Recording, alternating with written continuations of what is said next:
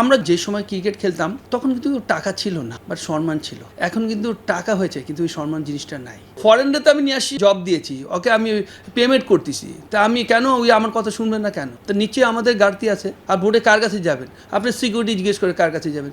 তো ইয়ার তো লজ্জা আছে নাকি? তা আপনি কেন যাবেন? আপনি খুব ভালো একটা প্রশ্ন করেছেন। বাট আমরা যখন যে সময় ক্রিকেট খেলতাম তখন কিন্তু টাকা ছিল না, বাট সম্মান ছিল। দেশের মানুষের সম্মান করতো, বিদেশি মানুষের সম্মান করতো। তো ইনশাল্লাহ এখন কিন্তু টাকা হয়েছে, কিন্তু ওই সম্মান জিনিসটা নাই। আর সবচেয়ে বড় হলো যে একটা প্লেয়ার এরকম টাকা পাচ্ছে, কে চায় যে এই জায়গাটা সরে যেতে? বাট আমার কথা হলো যে বিসিবি এটা কী করে? বিসিবিতে অবশ্যই এটার দায়িত্ব, তারাই তো এটা সিলেক্ট করে বা তারাই কিন্তু প্লেয়ারগুলো কন্ট্যাক্ট করে। তা আমার তারা কি করে? প্লেয়ার তো আমি যদি খেলতাম, তা আমি তো মানে আমি যে চিন্তা ভাবনা করছি অন্য প্লেয়ার করবে না, বিকজ করবে না এই কারণে, কারণ আমি যা দেওয়ার দিছি এখন নতুন আমারতে দেখছি বেটার প্লেয়ার সাকিব এবং আব্দুল রাজাক আসে, আমি কিন্তু ওদের সুযোগ দিই। বিকজ ওরা দেখা যায় আমি যখন রেগুলার খেলতাম দেখা যায় ওই দুজনের ভিতরে যে কোনো একজন খেলতো। তা সুতরাং আমি চিন্তা করছি যে আমি সরে গেলে ওরা দুজন যদি খেলে দেখা যায় বাংলাদেশে অনেক এগিয়ে দিবে। তো হচ্ছিল কিন্তু, তা আলহামদুলিল্লাহ। কিন্তু এখন তো যেই সময়টা কেউ সরবে না, আপনি যতই বয়স হোক আপনি সরবেন না। বাট তাহলে এখানে তো বিসিবির একটা দায়িত্ব আছে। আপনি কি মনে করেন সাকিব আল হাসান এখন কি উচিত?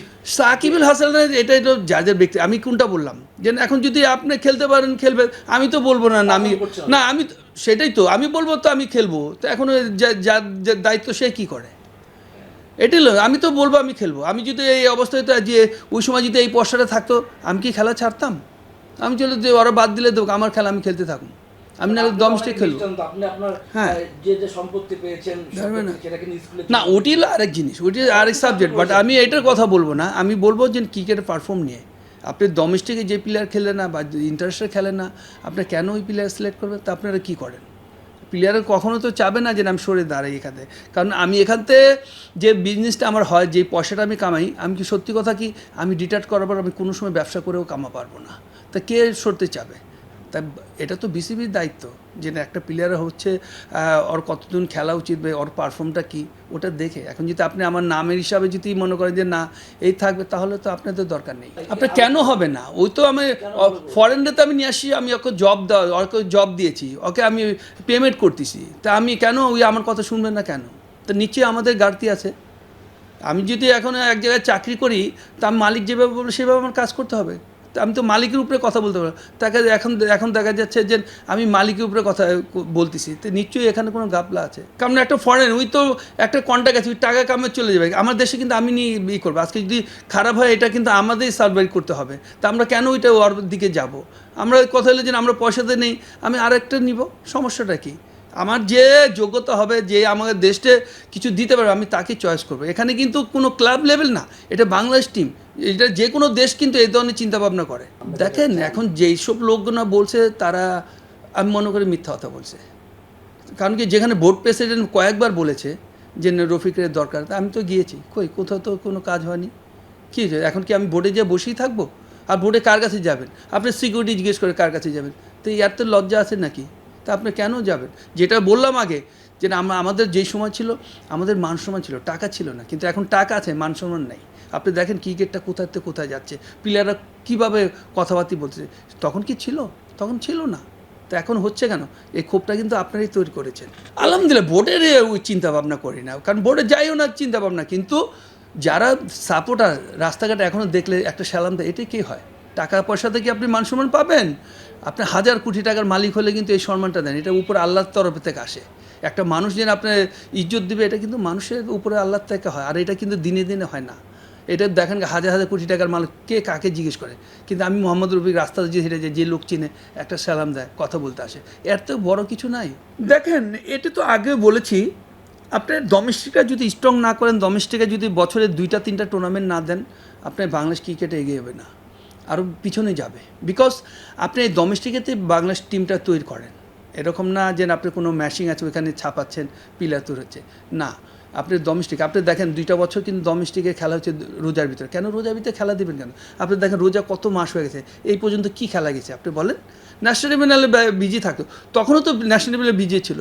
তা আপনার বাকি তো আরও প্লেয়ার আছে, আপনি ন্যাশনাল টিমের 25টা প্লেয়ার তো প্লেয়ার না, আপনি তো এখানে 100 প্লেয়ার আছে। আপনি এই কম্পিটিশন নাই দেখে আজকে আমি রফিক আমার কিন্তু জায়গা ছাড়তে চাই না, বিকজ আমার তো কম্পিটিশন নাই, আমার খেলতেই হবে, আমার নিতেই হবে। তো এই সময়টা বাংলাদেশে হয়ে গেছে, যখন আমার পিছনে যেটা আমি বললাম যে আমার পিছনে দেখছি আব্দুর রাজ্জাক আছে, সাকিবুল হাসান আছে, তা আমি সরে গেলাম। তো এখন তো এদের ভিতরে কেউ কম্পিটিশন নাই, তো সাধারণত কেউ তো ওই সুযোগে সদ্ব্যবহার করছে। ও ভাই এইটাই হলো জাজের ব্যক্তিগত ব্যাপার। এখন বোর্ডের সাথে ওদের সাথে কী সমস্যা কী এটা তো আমরা জানি না, এটা আপনার মাধ্যমে আমরা অনেক সময়, কারণ বোর্ডে আমি যাইও না, বোর্ডের সাথে কারোর সাথে আমার কথা হয় না, এটা আপনারা ভালোভাবে বুঝবেন, কারণ আপনারা সাংবাদিক করেন, আপনারা আর জানেন। কিন্তু মুশকিল হলো কেন সরে যায়, নিশ্চয়ই এখানে কোনো কিন্তু আছে। একটা প্লেয়ার বুক ফুলায় আপনি রিটায়ার করবে, তো কেন লুকায় রিটায়ার করতেছে, তো নিশ্চয়ই তো এখানে কোনো কথা আছে। এটা হতে পারে যে ভবিষ্যৎ যেসব প্লেয়ারগুলো লুকায় রিটায়ার করতে, এটা কথা পাবেন ভবিষ্যতে, এখানে কিন্তু দাঁড়ায় আছে, তো অটোমেটিক কিন্তু হবে পরে। আমি সবথেকে বলবো যে কোনো প্ল্যানিং নাই। আপনি 20 খেলতে গেলেন, আপনি ডোমেস্টিকে কেন 50 ওভার খেলা দিবেন? আপনি ওই ডোমেস্টিকটাই আপনি 20 আরম্ভ করবেন, যেটা বাংলাদেশ টিমের প্লেয়ার প্রত্যেকটা টিমের ক্লাবে খেলে এখান থেকে ওরা পারফর্ম করে ওখানে যে আপনি ফিনিশিং করবে। আপনি প্র্যাকটিস আর ম্যাচ কিন্তু এক হলো না, প্র্যাকটিস আপনি রিল্যাক্স থাকে। যখন আপনি ম্যাচ খেলবেন এখানে কিন্তু একটা টেনশন তৈরি হয়, যেটা আপনার ম্যাচের ভিতরে কীভাবে জিতবো বা কীভাবে পারফর্ম করবো, ওই জিনিসটা কিন্তু হচ্ছে না। বাট আপনি এই প্ল্যানিংয়ের ভিত্তিতে আমি মনে করি যে ভুল আছে, প্ল্যানিংয়ের ভিত্তিতে গাপলা আছে। দেখেন, এটা নিশ্চয়ই দেখা যাচ্ছে ওদের যখন কথাবার্তা ওরা নিজে তো ওই জায়গাটা দেখে পুরো টেবিলটাই ফাঁকা। আমরা যাই বলছি এটা ভুল ধারণা, বাট আমি মনে যখন বিবেক বলতে তো আছে, যখন দেখা যায় বিবেকে বাধা তখন তো দেখা যাচ্ছে যে কিছুই নাই এখানে, আমরা বেকার। তা আমার কথা হলো যে বেকার লোক দরকার নেই, আপনি কাজের লোক নেন, যেটা দেশে ক্রিকেটে এগিয়ে যাবে, দেশে প্লেয়ার কীভাবে তৈরি হবে, এইসব লোক দরকার। আপনি দেখেন, আমি যদি 5 বছর থাকি, আমার যা দেওয়ার কিন্তু 5 বছরে আমি শেষ করে দিই, তা আমি 10 বছর 15 বছর থেকে আমার কী পাবেন?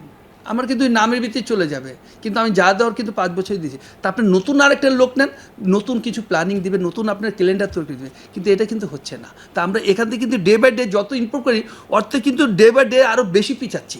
আমরা একদিন যদি এগিয়ে যাই, আমরা 10 দিন কিন্তু পিছাচ্ছি। তা আমরা কিন্তু এখন পিছনের দিকে যাচ্ছি। আমরা 10 দিনে আপনার পারফর্ম করে দেখা যায় 100 দিনে আমরা কিন্তু পিছিয়ে গেলাম।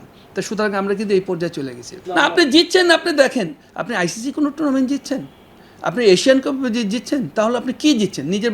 নিজের বাড়িতে টুর্নামেন্ট ছেড়ে আপনি জিতে এটি মনে করেন অনেক বড় না। আপনি আইসিসি আপনার খেলা দিয়েছে, আইসিসির নামে খেলা চলছে, যেটা সারা দুনিয়া দেখে, ওখান থেকে একটা ট্রফি জিতেন, তাহলে বুঝতে পারবেন যে হ্যাঁ, যদি আমরা আইসিসি ট্রফি জিতেছি, তাহলে কি আপনি দেখেন এশিয়ান কাপ আমরা জিতেছি, সারা দুনিয়া আপনার একটা আতঙ্ক হয়েছে। বাংলাদেশ চিনে এখন সারা দুনিয়ায়, আগে কে বাংলাদেশকে চিনতো এটা বলেন? তাহলে আমার কথা ওই জিনিসগুলো আগে চিন্তা করেন, আগে ফিল করতে হবে যে বাংলাদেশ কী, আগে ফিল করতে হবে, পতাকাটা ফিল করতে হবে। তা আমি মনে করি এদের কোনো ফিনিশ বলতে কিছু নাই ভিতরে, এদের শুধু টাকা আর টাকা।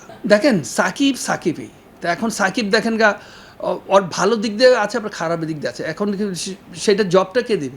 এটা জবটা তো বিসিবি দেবে, এটা আমি এখন পাবলিক, আমরা তো জবটা দিব না। কারণ কি ওকে দেশের হিসাবে দেশের পতাকা দিয়ে ওর হাতে পাঠায়, এই ধরনের কথা বলবে কেন?